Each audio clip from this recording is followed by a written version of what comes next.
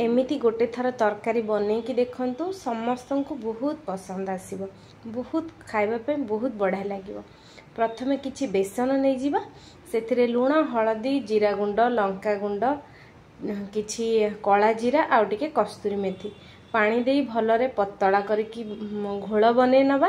तापरे कड़े रे गोटे ग्लास पानी गरम करी बेसन घोल को धीरे धीरे 10 रु 15 मिनिट रांधी नबा। बेसन टिके सुखिला हे गला परे ताक गोटे फ्लैट जगह रे ठंडा करी छोट छोट पीस काटी नबा।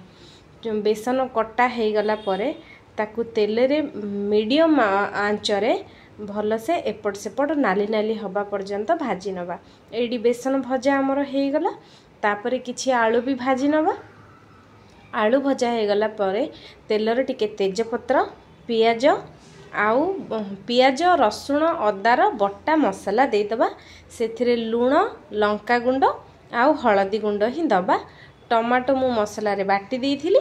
मसला भलरे कसी हे गला परे गरम पानी देई आलू आउ बेसन को टिके भलरे फुटे गरम मसला दे आमर रेडी हे गला भोजी स्टाइल बेसन तरकारी। गोटे थर एमती बेसन तरकारी घरे बनै की देखंतु बहुत टेस्ट लागिबो।